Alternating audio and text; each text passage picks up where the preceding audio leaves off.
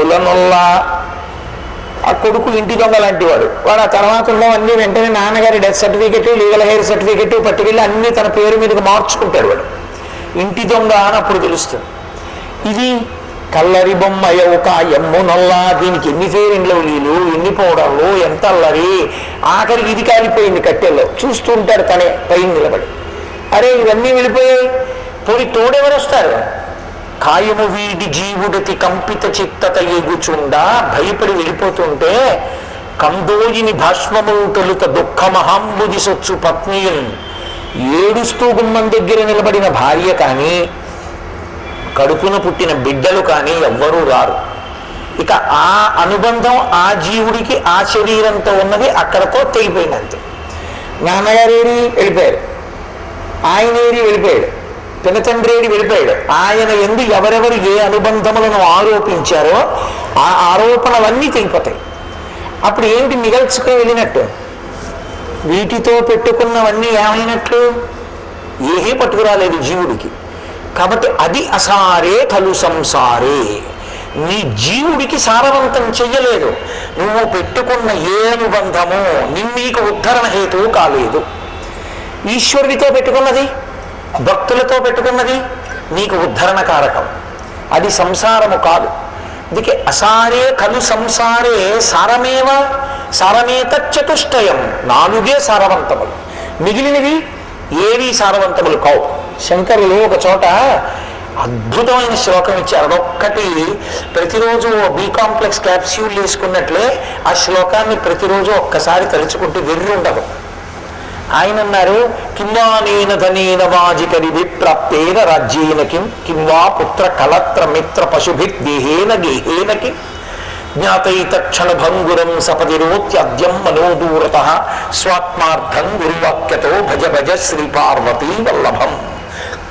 గురువాక్య శ్రవణం ఇందుకు చేయమన్నారు. కింవానేన ధనేన వాజికరిభి. సంపాదించి తెచ్చినవి చాలా ఉన్నాయి. ఏవి వస్తాయి తనతో? అన్నిటికన్నా ముందాగిపోయేది ఇది కింవానేన ధనేన. జీవితంలో లేచి ఉన్న సమయంలో చాలా భాగాన్ని దేని కొరకు అత్యంత శ్రద్ధతో వెచ్చించాడు? ఐశ్వర్య సంపాదన కొరకు. కేవలం డబ్బంటే డబ్బని కాదు, భోగస్థానములన్నీ. ఏమయ్యాయి ఇవన్నీ? ఏవి కనీసంలో కనీసం కించిత్ కదలలేదు. తాను అన్నిటినీ కదిలించి తనవిగా తెచ్చాడు. ఇది నాది, ఎక్కడి నుంచో తెచ్చి ఇంట్లో పెట్టాడు. ఇప్పుడు అది ఆయన వెళ్ళిపోతున్నాడు, కనీసం కదలదు. అది కదలదు, అది ఏమి బాధ వ్యక్తం చేయదు. ధనము రాదు. కింవానేన ధనేన వాజికరిభి.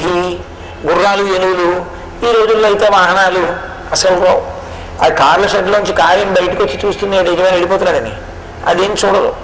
వాజికరిభి ప్రాప్తేన రాజ్యేన కిం. ఇక రాజ్యం గురించి ఏం చెప్పాలి? కారే రాజులు రాజ్యములు గెలువరే గర్వోన్నతిం పొందరే వారేది సిరి మూట కట్టుకొని పోవంజాలిరే భూమిపై పేరైనం కలదే శిబి ప్రముఖులను ప్రీతిం యశక్కాములయ్యే కోర్కెలు వారలంతలపరే ఈ కాలమున్ భార్గవ అంటారు పోతన గారు. నేను భూమిపతిని అన్నవాళ్ళు కోట్ల మంది ఉన్నారు. ఏరి పేర్లు కూడా తెలియదు చాలా మంది. ఇప్పుడు వాడు ఉన్నన్నాళ్ళు భూమిపతిని భూమిపతిని అన్నాడు, వెళ్ళిపోయాడు. కాబట్టి కింవానేన ధనేన వాజికరిభి ప్రాప్తేన రాజ్యేన కిం కింవా పుత్ర కలత్ర మిత్ర పశుభి దేహేన గేహేన కిం. ఇక భార్య, పిల్లలు, స్నేహితులు ఇవన్నీ ఎక్కడ ఉన్నాయి? ఆఖరి ఊపిరి బయటికి వెళ్ళిపోగానే దాంతో సంబంధం అంతా తెగిపోయిందంటే అందరూ వదిలిపెట్టేశారు. గేహేన కిం. శరీరమే తోడు రాదు, అదే కాలిపోతుంది. ఇక్కడ శరీరం ఇక్కడ వదిలిపెట్టేస్తాం. కాబట్టి దేహేన గేహేన కిం. మరి ఏవి నీ జీవుణ్ణి ఉద్ధరించేవి కావు, నీ జీవుడితో వచ్చేవి కావు, నీకు రక్షణ ఉద్ధరణ కల్పించగలిగేవి కావు. దాని మీద మాత్రం జాగృతి ఎందు ఉన్నంత తాదాత్మ్యత వేరొక దాని ఎందు ఉండదు. శంకర భగవత్పాదులు ఏదైనా చెప్పారు అంటే పరిశీలించుకో అని ఆయన ఉద్దేశ్యం. జగద్గురువులు కనుక మరొక మాట మాట్లాడితే ఎలా మాట్లాడతారంటే నాలా ఊకదంపుడుగా మాట్లాడరే. ఆయన ఒక్క పాదం చెప్తారు. నాన్న బాగా విచారణ చెయ్యి. కింవానేన ధనేన. డబ్బు కోసం వెంకర్లాడి తిరుగుతున్నాయే. జీవుడు వెళ్ళినప్పుడు వస్తుందా? జీవుడు కాశీకి వెళ్ళాడు, జీవుడు శరీరాన్ని తీసుకుని దీన్ని ఉపకరణంగా తీసుకుని కాశీకి వెళ్ళాడు, గంగలో ములిగాడు. అది వస్తుంది నీకు తోడుగా. డబ్బు రాదు. ఇప్పుడు డబ్బుని డబ్బుగా దాచుకునే ప్రయత్నం చేయకు, డబ్బుని కాశీయాత్రకు ఉపయోగించుకోవడం నేర్చుకో. కాబట్టి కిమ్మానేన ధనేన వాధికరిభిప్రాప్తేన రాజ్యేన కిమ్మని శంకరులండంలో ఎంత అసారమో సంసారం చెప్తున్నారు. అసారే ఖలు సంసారే సారమేత చతుష్టయం.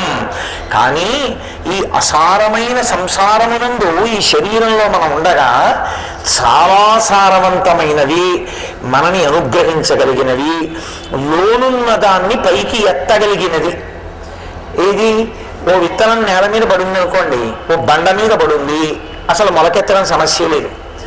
ఊసర క్షేత్రంలో పడింది, మొలకెత్తదు. సారవంతమైన భూమిలో పడింది. ఇప్పుడు దానికి ఒక నీటి చుక్క తగిలింది అనుకోండి, అది లోపల నుంచి అంకురం పైకొచ్చి మహావృక్షం అవుతుంది. సారమేత చతుష్టయం. మనకి లోపల ఉన్నటువంటి జీవుణ్ణి బాగా పోషించి భగవంతుడి వైపు నడిపించగలిగినవి 4. సారమేత చతుష్టయం. అవి కాశ్యాం వాస. కాశీపట్టణానికి వెళ్ళి కాశీపట్టణంలో ఉండడం. అంటే కాశీపట్టణానికి వెళ్ళి ఏదో కాశీపట్టణం చూసామని చెప్పి వెంటనే వెళ్ళిపోవడం కాదు, కాశీపట్టణంలో ఉండాలి. ఇక్కడ కాశ్యాం వాస. కాబట్టి మీరు గమనించవలసిన మొదటి లక్షణం ఏమిటంటే, మీరు వెళ్ళి ఏం చేశారన్న దాంతో సంబంధం లేకుండా మీరు వెళ్ళి ఉంటే చాలు అనుగ్రహించగలిగిన పట్టణం కాశీపట్టణం. కాశీపట్టణానికి వెళ్ళి ఏం చేశాడు? ఆయన అదృష్టం. వెళ్ళి ఏమైనా చేస్తే ఏమీ చేయలేదు, కాశీలో ఉన్నారు, అనుగ్రహం వస్తుందా? పరిపూర్ణంగా వస్తుంది. కాశీలోనే కాపరం చేసిన వాడు అదృష్టవంతుడు. కనీసం కాశీ వెళ్ళి ఉన్నాను ఇన్ని రోజులు, ఏం చేశావు? ఏమీ చేయలేదు. వంట వాళ్ళని తీసుకెళ్ళి పలహారం చేయించుకునేవాడిని, మధ్యాహ్నం భోజనం చేసేవాడిని, సాయంకాలం ఎవరో ఒక ఆయన వచ్చేదో చెప్పాడు విన్నాను, రాత్రి పడుకున్నాను. ఇది ఇంకొక క్షేత్రానికి వెళ్ళి అన్నారనుకోండి, మీరు ఉపయోగించుకోలేదని గుర్తు.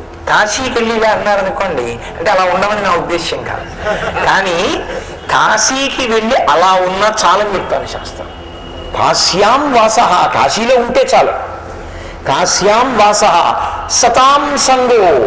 సత్పురుషులతోటి సహవాసం ఉంటే. ఎందుకని? సత్పురుషుడు ఎటువంటి వాడంటే ఏనుగు పక్క మావటి వంటి వాడు. ఏనుగు తొండానికి ఒక లక్షణం ఉంటుంది, అది ఎప్పుడు ఇలా ఎత్తుతూ ఉంటుంది, ఇలా నడిచి వెళ్ళిపోతూ ఉంటుంది, ఆ పక్కన ఉన్న కొమ్మని ఇలా ఉంచుతుంది, ఇలా వెళ్ళిపోతూ ఉంటుంది, ఏదో కనపడితే దాన్ని లాగుతూ ఉంటుంది. మావటి పక్కన నడుస్తున్నారు అనుకోండి, ఇలా తొండని ఎత్తినప్పుడల్లా ఒకసారి ఇలా అంటాడు, అంటే ఇలా దింపేస్తూ ఉంటుంది, ఏమి పాడు చేయదు. అలాగే మన మనస్సు కూడా ఏనుగు తొండంలో ఊగుతూ ఉంటుంది, ఎప్పుడు దేని వైపుకి వెళ్ళిపోదామా అని. పక్కన ఒక సత్పురుషుడు ఉన్నాడు అనుకోండి, ఆయన అలా అటు ఇటు వెళ్ళనివ్వడు, ఆయన భగవంతుడి వైపుకి తిప్పుతాడు మావటి వాళ్ళ. కాబట్టి సతాం సంగో, ఒక సత్పురుషుడితోటి సహవాసము. సతాం సంగో గంగాభ. గంగానదీ స్నానము. గంగానది యందు మునుక. స్నానము వేరు, స్నానములో అనేక రకాలు ఉంటాయి. నేను మీతో తరచు మనవి చేస్తుంటాను విషయాన్ని. నీళ్లు తీసి తల నుంచి పోసుకోవడం అనేటటువంటి ప్రక్రియ హీనాతిహీనమైనటువంటి ప్రక్రియ. స్నానము అంటే నిజానికి మజ్జనము. మజ్జనము అంటే తల మునిగేటట్టుగా నీటి యందు మునగాలి, మునిగితే స్నానం చేశాడని. కాబట్టి గంగాభ, గంగానది యొక్క స్నానము. శంభు సేవనం. శంభు అంటే శంభావయతీతి ఇది శంభు. మనకి సుఖమును ఇచ్చేటటువంటి వాడు. శంభు సేవనం 4. శంభు అన్న మాటకి శంభావయతీతి ఇది శంభు. మనకి సుఖము అన్న భావనని ఇచ్చేవాడు, సుఖమును ఇచ్చేవాడు శంభుమూర్తి. అయితే అస్తమానం సుఖాలే ఇస్తూ వెళ్ళడం సాధ్యం అవుతుందా? మీరు ఒకటి ఆలోచించండి. అసలు దుఃఖస్పర్శ లేని సుఖము మనుష్య ప్రాణికి ఉండదు. ఎప్పుడూ సుఖమే అనుభవిస్తాను అన్నాడు అనుకోండి, ఒక్కనాటికి వాడు మనుష్యుడుగా ఉండడానికి వీలు లేదు అని గుర్తు. అందుకే మనుష్య శరీరంలోకి వస్తే శంకర భగవత్పాదులంతటి వారికి భంగతర వ్యాధి వచ్చింది. రామకృష్ణ పరమహంస అంతటి వారికి రాచపుండు పుట్టింది, రమణ మహర్షి అంతటి వారికి సర్కోమా పుట్టింది. జ్ఞాని దాన్ని సాక్షిగా చూస్తాడు, శరీరమే పుండు, పుండికి పుట్టిన పుండు అని. తప్ప ఎప్పుడూ సుఖంగా ఉండడం కుదరదు. ఎప్పుడూ సుఖంగా ఉండాలి అంటే కేవలము పుణ్యమే చేసి ఉండాలి. కేవలము పుణ్యమే చేస్తే అసలు మనుష్యుడిగా ఉండడు, దేవతగా ఉంటాడు. కాబట్టి మనుష్యుడిగా ఉన్నాడు అంటే సుఖ దుఃఖములు రెండూ అనుభవిస్తాడు అని గుర్తు, పాపపుణ్యములు రెండు. కానీ మరి ఎదగడం అంటే దుఃఖమునకు సుఖమునకు సాక్షిగా ఉండగలిగిన జ్ఞానిగా పెరగగలగాలి. ఆ జ్ఞానమును పొందాలి ఈశ్వరానుగ్రహంతో. దానికి తొలిమెట్టు వైరాగ్యం. వాయువు చూడండి అలా వెళ్ళిపోతూ మల్లె పువ్వులు మించెడుతుంది. ఇప్పుడు మల్లె పువ్వుల యొక్క సంస్పర్శ చేత అబ్బా సువాసన అంటారు, అలా అని పొంగిపోదు, గాలి వెళ్ళిపోతుంది. ఏదో ఒక కుక్క కలేబరం మీద పెడుతుంది, దుర్గంధం చి అని ఇలా ముక్కు మూసుకుంటారు, గాలి కుంగిపోదు, వెళ్ళిపోతుంది. పొంగు కుంగు లేకుండా ఉండగలగడాన్ని వైరాగ్య సుఖము అంటారు. దాన్ని మించిన సుఖం ఇంకోట్లేదు. మిగిలిన సుఖాలు సముద్రపు టవలలా పెరిగి విరిగి పడిపోతాయి. వైరాగ్య సుఖము కేవల సుఖం. దాని ఎందుకంటే ఇంకా కష్ట సుఖములు రెండింటికి కూడా సాక్షిగా ఉంటాడు తప్ప వస్తాయి పాపపుణ్యముల గృహంలో వెళ్ళిపోతున్నాయి మంచిదే అలా సాక్షిగా ఉంటాడు. కాబట్టి ఆ వైరాగ్య సుఖమునిచ్చిన వాడెవరో వాడు శంభుమూర్తి. బాహ్యమునందు సుఖం ఇస్తాడు, అసలు గొప్పదైనటువంటి వైరాగ్య సుఖాన్ని ఇస్తాడు. దానివల్ల మోక్షమునకు కారణమవుతుంది, జ్ఞానావిర్భావమునకు హేతు అవుతుంది. కాబట్టి అది ఇవ్వగలిగిన వాడెవరో వాడు శంభువు. శంభు సేవనం. శంభుమూర్తి అంటే వేరెవరో కాదు, విశ్వేశ్వరుడు విశ్వనాథుడే శంభుమూర్తి. కాబట్టి ఈ నాలుగు ఉన్నాయే, ఇవి అసారమైనటువంటి సంసారమునందు అత్యంత సారవంతములు. ఏ కాశ్యాం వాస, కాశీపట్టణంలో ఉండడం, సతాం సంగో, సత్పురుషులతో కలిసి ఉండడం ప్రయత్నపూర్వకంగా. ఎందుకంటే మీరు ఒకటి గుర్తుపెట్టుకోవాలి, అసలు సత్పురుషుడు అన్నవాడికి ఉండే మొదటి లక్షణం ఏమిటో తెలుసా అండి? సంగమునకు దూరంగా ఉంటాడు. ఎందుచేత అంటే ఆయనకి అదంత పెద్ద ఇష్టం కాదు. లోకంలో మీరు ఎప్పుడైనా గమనించారో లేదో, మనిషి మనసుకి ఆలంబనం కావాలి. అది ఎప్పుడూ కూడా ఏదో ఒక సుఖాన్ని అడుగుతుంది. దాని పని ఏంటంటే మనసుది దుఃఖాన్ని అడగదు. నాకు ఇంజక్షన్ చేస్తే బాగుండు, నా కాళ్ళు ముళ్ళు గుచ్చుకుంటే బాగుండు, నా పంచె మేకి పట్టుకుని చిరిగిపోతే బాగుండు, అలా ఏం అడగదు. అది ఇంకో పంచె వస్తే బాగుండు, నా కాళ్ళు ఎప్పుడూ ముళ్ళు దిక్కుండా ఉంటే బాగుండు, నా ఒంటి మీద ఒక్క మచ్చ పడకుండా ఉంటే బాగుండు అంటుంది. అలా ఎప్పుడూ సుఖాలు కోరుకునేటటువంటి మనసుకి అత్యంత తేలికగా సుఖాన్ని కొనుక్కునే మార్గం ఏమిటో తెలుసా అండి? పావలాకాసు ఖర్చు లేకుండా భగవంతుడిచ్చిన విభూతిని వాడుకుని సుఖాన్ని అనుభవించడం అంటే పక్కవాడిని పిలిచి మాట్లాడటమే. పక్కవాడికి ఇదే కావాలి. అందుకే మనుష్య ప్రాణి ఎప్పుడూ ఇంకోటితో మాట్లాడుతూ ఉంటాడు. మీరు చూడండి, ఇప్పుడు కరెంటు పోయిందనుకోండి, దానికి అవసరం ఉన్న వాళ్ళు వెళ్తే అర్థం ఉంది, దానికి అవసరం లేని వాళ్ళు ఎందుకు లేచి వెళ్ళడం? ఏదో కుతూహలం వెళ్ళిపోవాలి. కాబట్టి అది ఎప్పుడూ సుఖాన్ని కోరుతుంది. కాబట్టి ఏదో పుల్లు మాట్లాడుతుంది. ఇది సత్పురుషుడికి అసహ్యం. ఆయనకి ఏం కోరుకుంటుంటారంటే ఏకాంతం, భగవంతుడితో కలిసి ఉండాలి, భగవద్భక్తులతో కలిసి ఉండాలి, భగవత్ సంబంధం మాట్లాడాలి. తద్విరుద్ధంగా మాట్లాడుతున్నారనుకోండి విసుగ్గా ఉంటుంది ఆయనకి. అందుకని ఆయన సంఘానికి దూరంగా ఉంటాడు. నాకొద్దు వీళ్ళందరూ, నాకొద్దు వీళ్ళందరూ అని ఏకాంతంలో ఉంటాడు. అసలు ఇంకా మహాత్ములు సంగమనందుండి నిస్సంగులుగా ఉంటాడు.